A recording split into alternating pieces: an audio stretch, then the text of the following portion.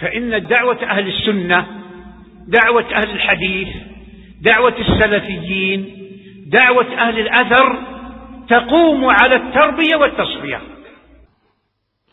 A person is cued by the evil eye.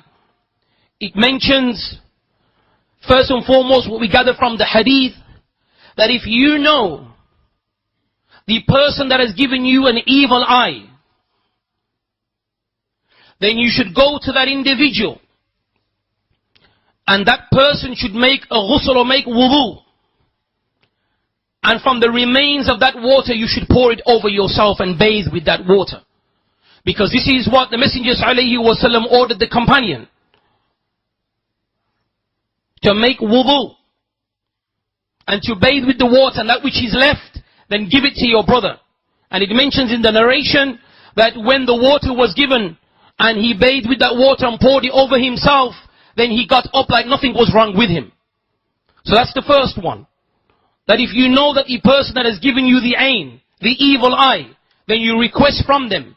And likewise from the Sharia, that the Messenger ﷺ has mentioned, if the water is requested from you, then you should give it. If the water is requested from you, then you should give the water. So that's the first one.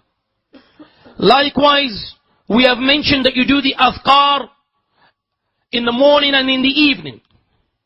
The adhkar which is mashru'ah, which is legislated. Like the likes of saying, Bismillahi alladhi la yadhuru ma'asmihi shay'un fil ardi wa la fis sama'i wa huwa as-sami'ul alim. 3 times in the morning and 3 times in the evening.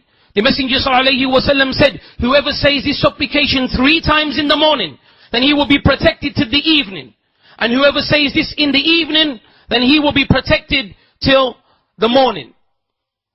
And there are many others as well. Likewise, the last 2 verses of Surah Al-Baqarah and Ayat Al-Kursi.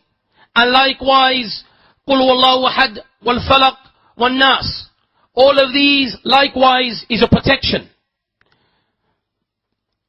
And likewise, seeking aid from someone who's capable of doing ruqyah. Someone who's capable of doing ruqyah, then likewise you can seek the aid.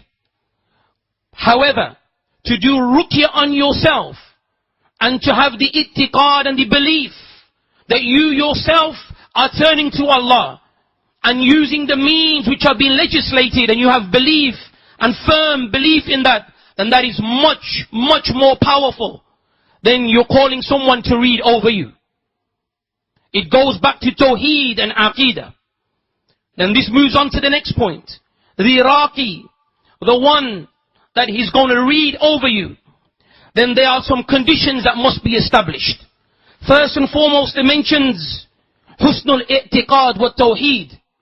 That the Iraqi, that the person who's going to read over you, then he must be a person of sound Aqidah and creed. He must have the correct manhaj. He cannot be someone who is corrupt in his Aqidah. A person that does shirk.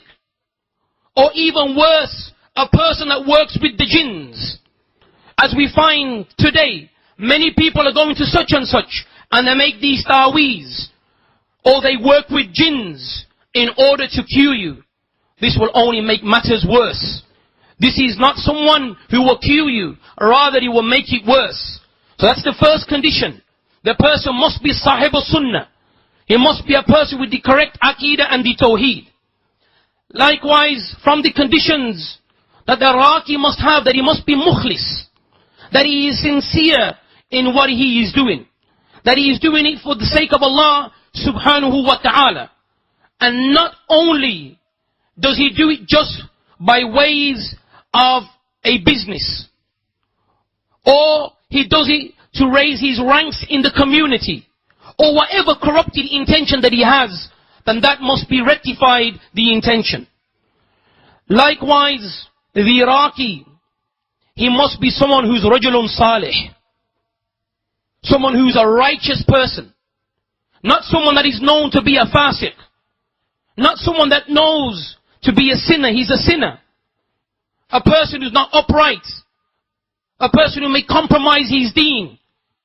And these are not the qualities of a raqi. Likewise, he must be cautious that when he is doing the ruqyah, that he doesn't fall into situations that is muharrama, that he falls into situations will be haram, which is unlawful. So he has a good intent of doing the ruqyah,